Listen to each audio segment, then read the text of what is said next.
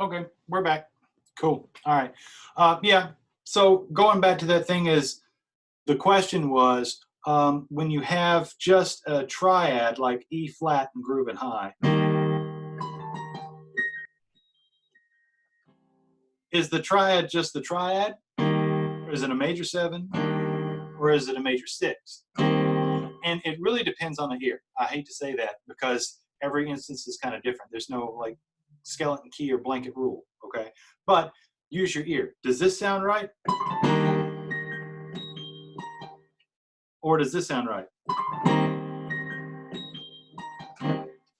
Well, the answer would be that they both kind of do, right? So they both sound kind of correct. So in that instance, either one could work if you want to improv over that.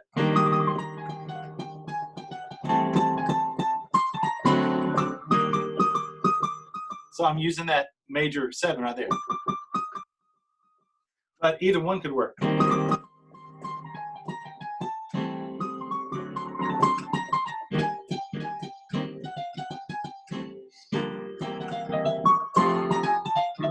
Right? So would you only want to prefer a major six if the root is in the melody?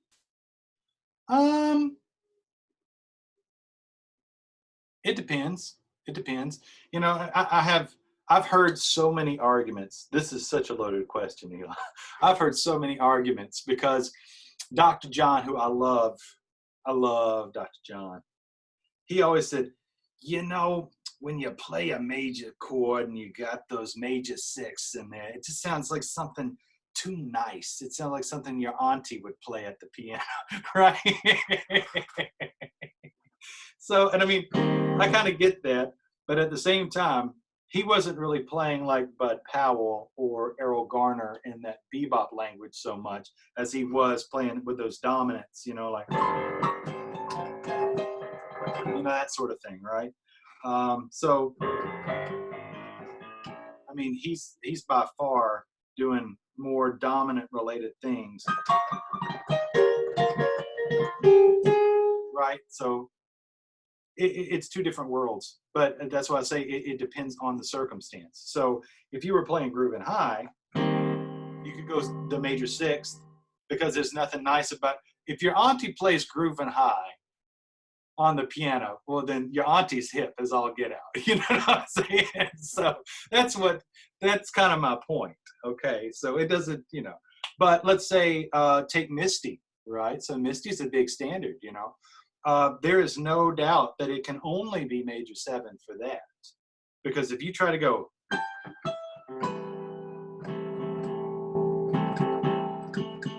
it doesn't sound right. You got to have that major seven.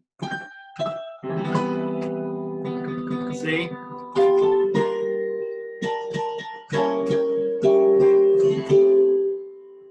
Got to have that major seven, right? So you got to have that major seven for certain tunes like that. Other tunes, you can use six. That sounds better. Other tunes, it's either or. You know what I mean? Other tunes, they will actually specify just the triad. They say like no six, no seven, just triad, you know? So isn't that because the major seven is in the melody? Yes, for that particular one for Misty. Yeah. So you got to be smart about it. And altered chords are very much the same way. There's a tune, When I Fall in Love by Bill Evans. You know, well, actually it's a standard, but his recording of it utilizes a lot of altered chords for those dominant chords, and he uses whatever is in the melody to see which altered chord he's using. That kind of goes back to what I was talking about in that other session. You know, that there's altered licks that you could use that have all four alterations. There's altered licks that have three of the alterations, and there's altered licks that only have two of them, right? Right? So you could, you let the melody dictate how much you use the major, the seven, or in that particular instance, the altered, right? Sort of thing. So it's, yeah, it's not simple, right? If it was easy, everybody would be just jazz masters, NEA jazz masters. You know, they're like, Keith Jarrett, what? Yeah, I was a jazz master last year. You know, so, but it's not that way. So, but don't fret. Like, I know I'm throwing so much information at y'all. The idea is that it gets easier with the more that you do it. Okay, it's like trial and fire, right? If you've never cooked anything in the kitchen, you're going to be a little bit more frightened to go in the kitchen and doctor up stuff, right? Like I was saying before. But if you spend every day cooking 3 meals, 4 meals, hundreds of meals as a chef in the kitchen, you feel pretty comfortable, you know what I mean? And it's the same way with chord changes, right? Remember, there's a finite thing. There's only 12 notes, man. There's limitless combinations, but there's only 12 notes, right? So it's not like you've got to wrap your head around a ruptured 125th chord, you know, so it's just not going to happen. Yeah. So, all right. I'm going to jump ahead just for the sake of time a little bit here. I want to jump ahead. I'm going to share the screen. I'm going to jump ahead to Jordu because that's something I wanted to get to for sure. Because this one is Pitfall City, okay? Here we go. Can you see Jordu? Thumbs up. Oh, awesome. Okay. So this is one that gave me fits. This is a Clifford Brown classic written by Duke Jordan that Clifford Brown recorded with Max Roach, right? And you may have heard it. It's like, right? That sort of thing. But let's take a look at this because I remember this is the one that just gave me headaches. You got D7 to G7. So that's a 2-5, right? No, that's not a D minor 7 to G7. And you can't even will it so, right? Because if you try to play that melody and instead went, not going to happen.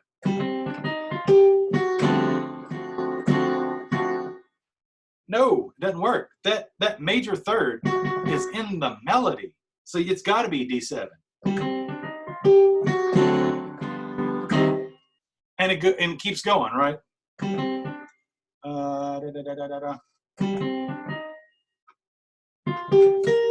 you tell I'm a saxophone player?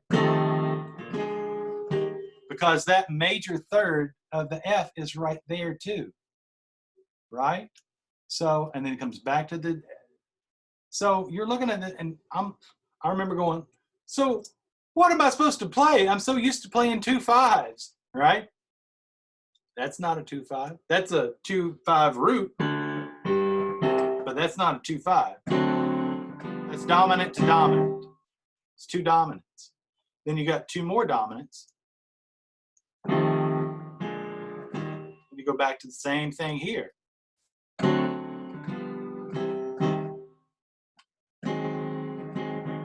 And repeat, right? It gets even worse. Same deal here.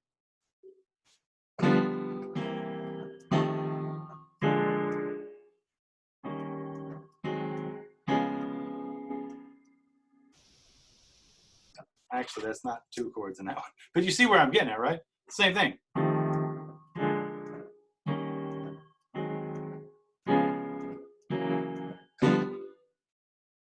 They all have 2-5 roots, but they're all dominant to dominant. There's not a single 2-5 in this post-bop classic, this post-bop standard. Every one of these X's have if I just played the roots, they would sound like a 2-5.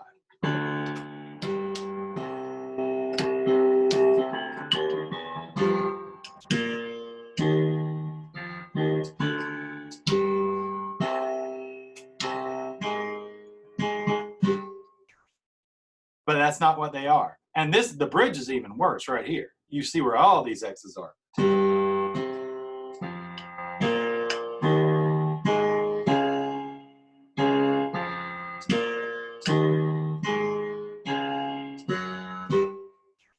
So the idea is that now you have to take some of those things, some of those scalar ideas, right, that I was talking about last session, and utilize those bebop dominant scales, those bebop minor scales for here, right? Bebop major scales.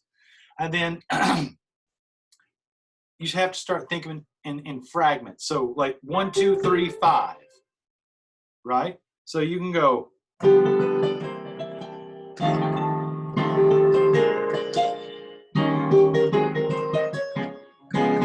So I'm going 1, 2, 3, 5 for each one of those dominant chords. I'll do it slowly.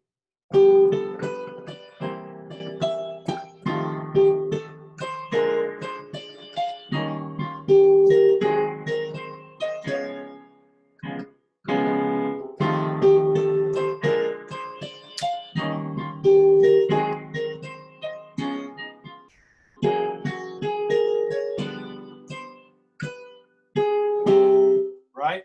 And you could do the same thing up here.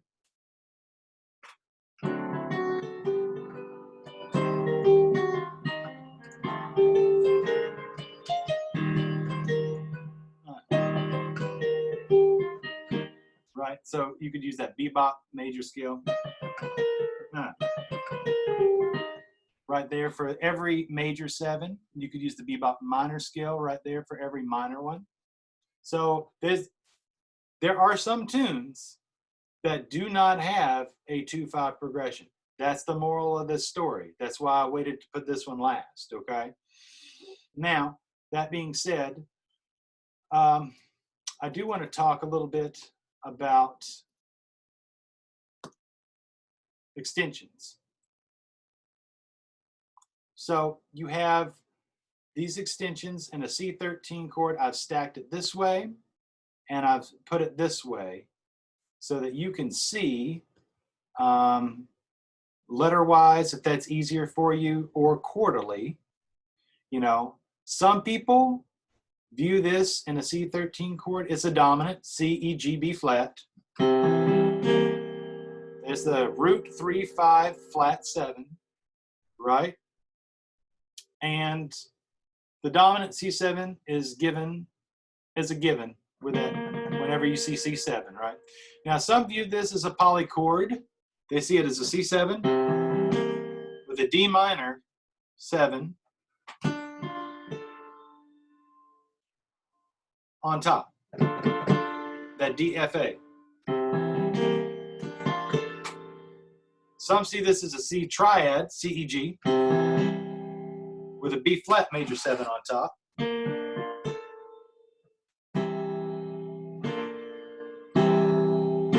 Put them together, you got a C13, okay? Now, I've given 2 examples of how to look at this. So this is a C major scale, right? And we all know this. But this is a way to look at it. Every other one is root 3, 5, 7. And then every other one on the other way is 2, 4, and 6, right? So scale degree 2, that D, is the same thing as when we say a 9. When we say scale degree 4, that F right there, that is the same thing as an 11. And scale degree 6, that A is the exact same thing as a 13. So when we're going at this and we say flat the 7, that's a B flat right there. Then you add in the 9, which is 2. So there's that D, and then when we say add the 11, we're going to add the D and the F. There's the 11. And then when we say 13, we're going to add in that 6th note of the scale, that A.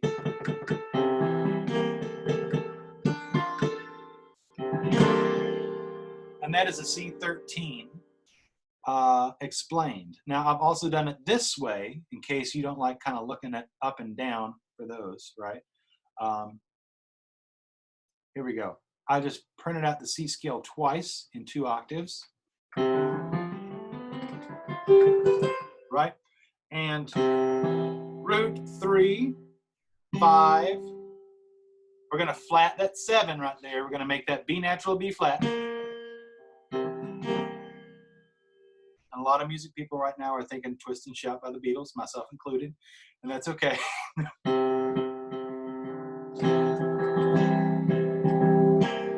then we're going to add in the 9, which is a D, above that of the 11 and the 13. So there's So there's two different ways of looking at that right there, okay? Now, we are going to talk about tritone substitutions really quick because this is, it looks busy, but it's really simple. So, okay, when you have your 2-5 progression, which we should all be relatively versed with by now, we have an F sharp minor 7, going to a B7, going to an E major 7. So, right? Right, okay. So the tritone substitution only occurs on the 5 chord, right? So the 2 stays the same, the 1 stays the same. So how is that easy to remember? How am I going to know what to do? Well, there's 2 ways of looking at it, okay? So a tritone is a sharp 4 or a flat 5 away from whatever. So, and the great part is that this is the interchangeable belt. This is the reversible belt of all chords within the whole chordal system. So what is a tritone of C? F sharp. And what is a tritone of F sharp? C. So it's that reversible belt syndrome, right? It's the same belt, but it's 2 different colors, and it's still the same belt. So now, if it's hard for you to remember what tritones are, you'll get more familiar with them. B is F, and F is B, right? There's only so many, there's only 6. So that's the great part about it. But the whole point to this is that you create a chromatic effect. So you're going from a 2 to a 5, from an F sharp to a B to an E major. So you're literally going in the bass line. But instead, with the tritone substitution, now you just go chromatically down. That's the reason.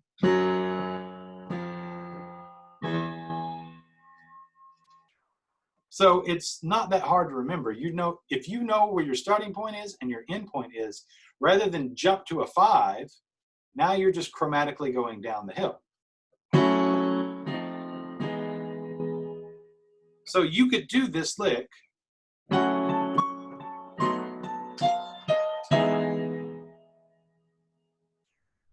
with the 2-5, or you could do this lick with the tritone substitution.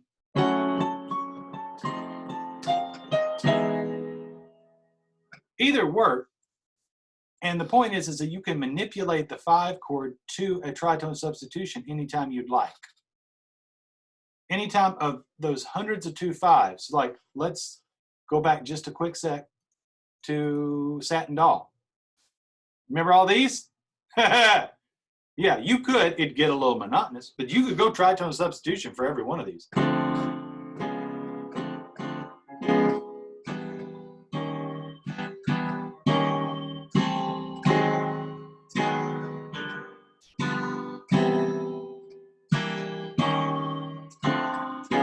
It'd get very boring, but you could, and that's the point.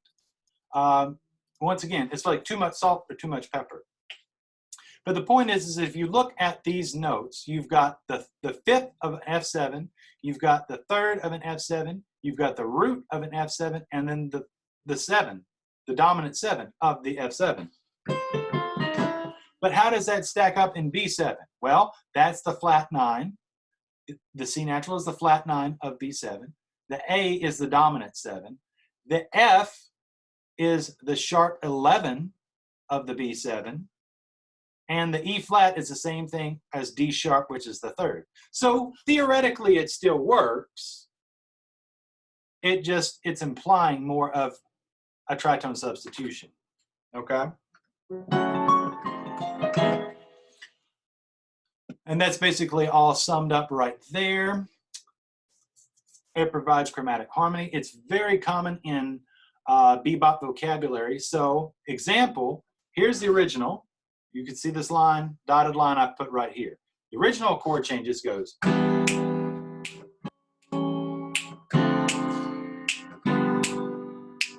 And the lick that goes with it.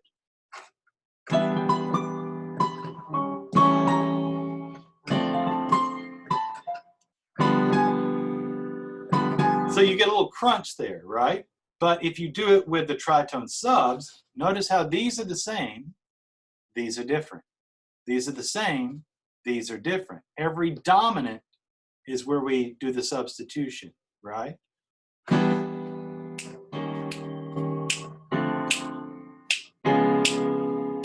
Right? So let's do that same lick and see how it sounds with the tritone sub.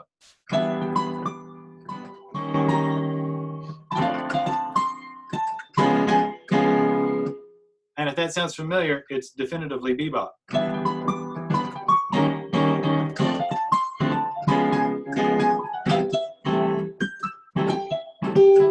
It's grooving high. It's the melody of grooving high. So that's how bebop this is.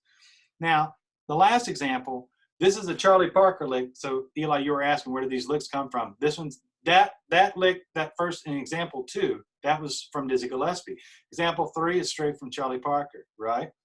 And it comes from Ornithology, which is a big Charlie Parker tune. So let's look at what the changes would be in 2/5 land up top, where it says original.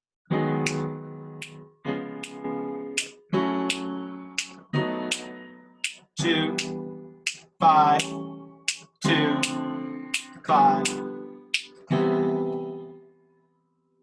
So let's take a look at it with the tritone subs. My bad. 1, 2, 1, 2, the slower.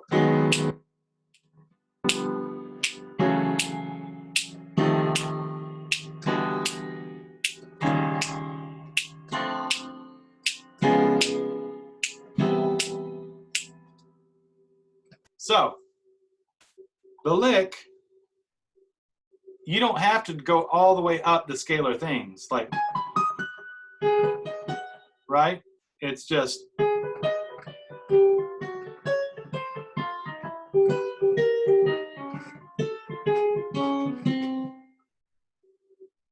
try it with the chords. 1, 2, 1, 2, ready, and.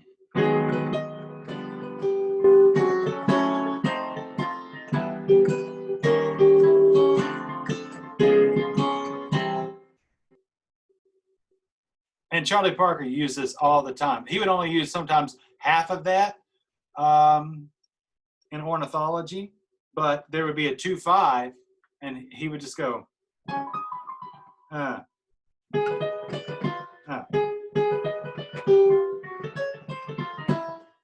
He'd just do like half of it. But this is an extended exercise right here. So let's do it one more time. 1, 2, 1, 2, you know what to do. I always do that on the first one. 1, 2, 1, 2, ready, go.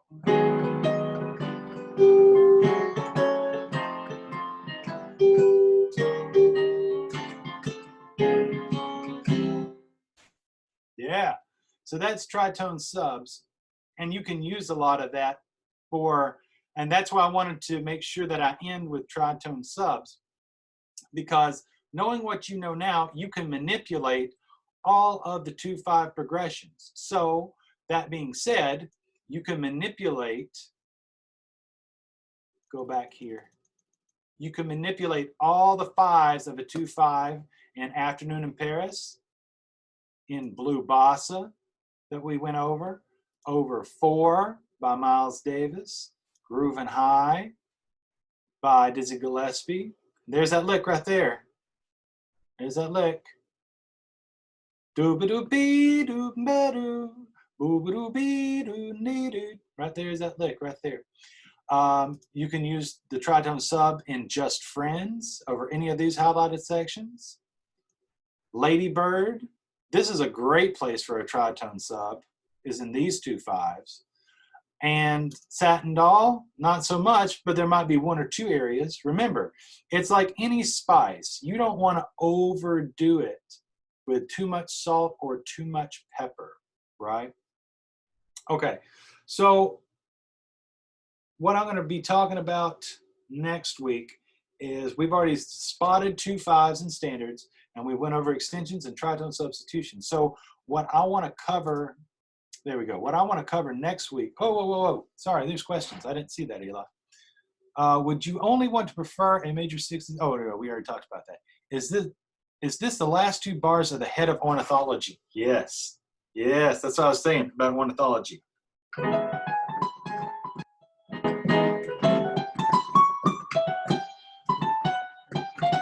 Right? Yeah.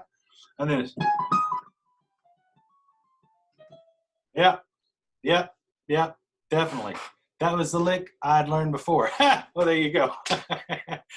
You're on the right track, man. You're hip. You got it. You got it. But that's the thing, is keep this in mind, though, Eli. There's a lot of cats that have never even heard ornithology, right? So we want to make sure that we not only hip them to that, to listen to that, right? And to groove and high and all that basic bebop language, but we spell it out for them so that they understand the mechanics of what's going on and what they hear. So it's not just listening to it, it's viewing and listening in tandem so that they get the full information. You know what I'm saying? But yeah, so right on. Big ears, man, big ears. So what I want to talk about next week, I want to talk about how to manipulate more chords by creating 2/5s where there's not necessarily 2/5s written.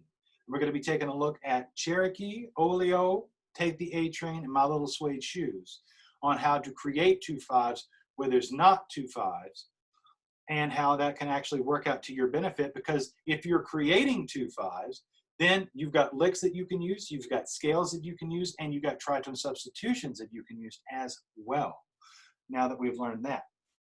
Also, I want to talk about some basic ear training things, like if you were to listen to this, would you know what kind of chord that is? Aha, that's what we need to make sure we get our ears sharp as saws, okay? And then also, if we have time, I want to talk about how to approach dominant sus chords.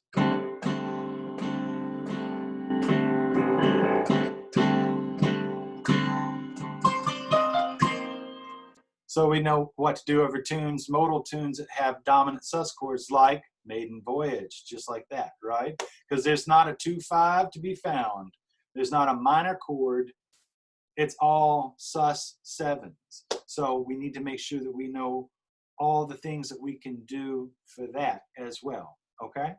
So that's what's coming up in next week. I think we've got next week and the week after. We got the 24th and the 31st. So I'm going to open it up for one last section. Is there any questions about what we've covered today, Eli, that you have a question about, or are you cool? Cool? All right. Awesome. Good to see you, buddy. I'm so glad that you joined in the session. We got this Zoom thing worked out. You know what I mean? So I wanted to make sure that we got everybody on the page today. So, yeah, if you're just kind of watching this stuff on YouTube, that's fine too. I also want to end, but like I always end by saying, if there's anything that you want to email me, if you need a clarification question, any of that stuff, don't hesitate. Don't be shy, okay? That's what I'm here for, okay? I'm working on these things every week, and I'm working on NOYO knowledge stuff, and I'm working on other NOYO stuff, but this is by far one of the things that is getting my really complete attention. So I appreciate all of you who are viewing this stuff, and hopefully we'll keep it up on YouTube for many months to come for anybody who wants to take part of this or go back and review this stuff, okay? Thanks for Eli for being here. Appreciate it, buddy, and we will see you next Sunday, all right? Y'all take care. Wash your hands. Stay healthy.